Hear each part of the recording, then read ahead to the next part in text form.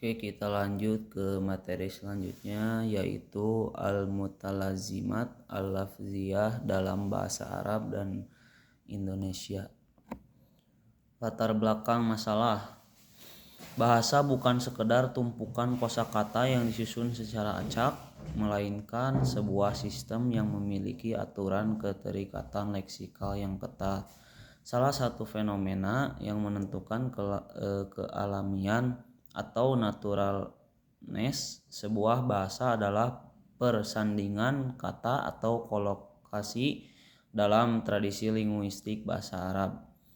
Fenomena ini dikenal sebagai al-mutalazimat al-lazfiyah, sebuah konsep yang menegaskan bahwa kata-kata tertentu memiliki kesetiaan untuk muncul bersama kata lainnya. Relevansi penguasaan kolokasi menjadi krusial dalam kajian lintas bahasa, khususnya Arab dan Indonesia. Seringkali kegagalan dalam berkomunikasi atau menerjemahkan bukan disebabkan oleh kesalahan tata bahasa, melainkan ketidaktepatan dalam menyanding kata. Nah, makalah ini akan membedah secara kritis bagaimana pola-pola kolokasi dalam kedua bahasa tersebut terbentuk, secara bagaimana strategi yang tepat untuk mengalihkan makna kolokatif tersebut secara idiomatik tanpa merusak bahasa sasaran. Nah, di kali ini kita akan membedah secara kritis bagaimana pola-pola kolokasi dalam kedua bahasa tersebut terbentuk. Lanjut ke bab selanjutnya yaitu pembahasan pengertian al-mutalazimat al-lafziyah atau kolokasi dalam linguistik Arab dan Indonesia. Dalam studi linguistik, fenomena bersandingan kata merupakan elemen penting yang menentukan kealamian sebuah bahasa. Fenomena ini dalam bahasa Arab dikenal dengan istilah al-mutalazimat al-lafziyah, sedangkan dalam bahasa Indonesia disebut dengan kolokasi. Dalam linguistik Arab, al-mutalazimat al-lafziyah secara harfiah berarti kata-kata yang saling melazimi atau terikat.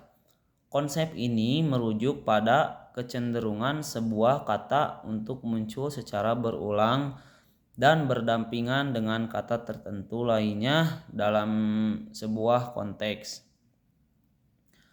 Muhammad Dawud menjelaskan bahwa mutalazimat bukanlah sebuah kebetulan, melainkan sebuah pola kebahasaan yang sudah mapan dalam struktur pemikiran penutur asli Arab atau ahlul al-lughah. Para pakar bahasa Arab membagi fenomena ini ke dalam beberapa istilah lain seperti at-tadafur al-lafzi atau al-iqtiron al-lafzi. Intinya adalah adanya keterikatan kuat antara dua unsur leksikal yang jika salah satunya diubah dengan sinonimnya, maka ungkapan tersebut akan terasa asing atau tidak natural bagi pendengaran orang Arab meskipun secara gramatikal benar.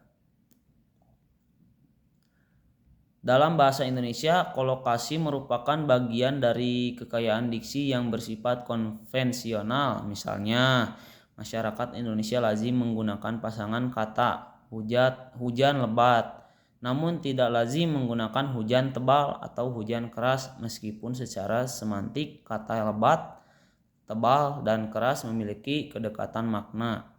Yaitu klasifikasi dan bentuk dalam bahasa Indonesia. Linguistik Indonesia melalui pendekatan semantik leksikal juga memiliki klasifikasi kolokasi yang tidak kalah kompleks.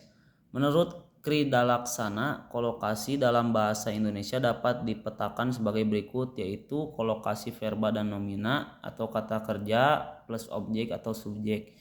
Ini adalah bentuk yang paling sering ditemui dalam komunikasi sehari-hari maupun teks formal. Selanjutnya itu kolokasi nomina dan adjektiva atau kata benda plus kata sifat. Bentuk ini menunjukkan bagaimana sebuah benda digambarkan dengan sifat tertentu yang sudah menjadi pakem. Yang selanjutnya yaitu kolokasi nomina plus nomina atau frasa nomina. Persandingan dua kata benda yang membentuk satu pengertian khusus.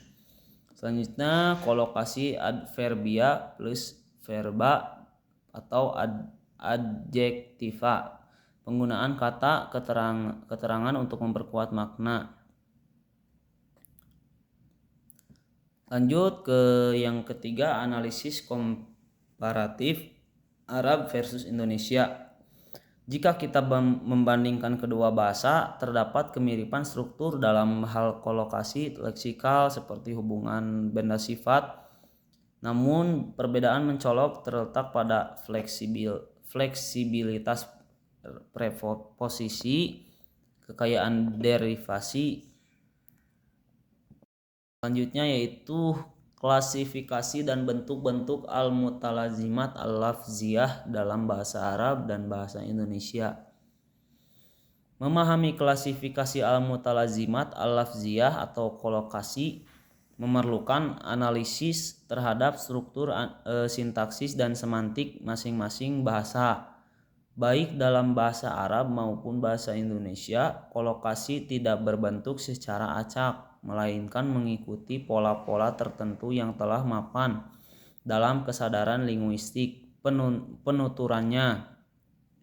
Nah, berikut adalah rincian klasifikasi tersebut.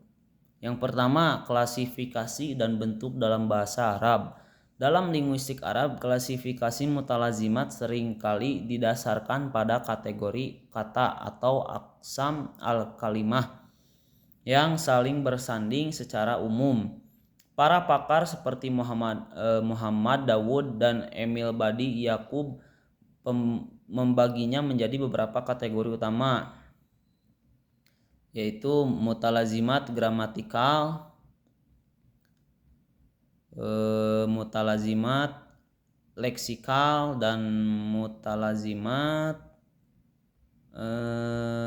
kontradiktif. Apa itu mutalazimat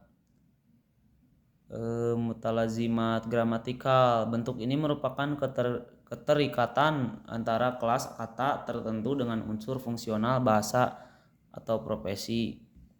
Kemudian ada mutalazimat leksikal. Bentuk ini melibatkan persandingan antara dua kata bermakna penuh atau leksikal. Selanjutnya yaitu ada mutalazimat kontradiktif atau berpasangan. Penggunaan dua kata yang berlawanan namun sering muncul bersamaan sebagai ungkapan idiomatik. Oke, kita lanjut ke bab terakhir yaitu bab penutup. Kesimpulan.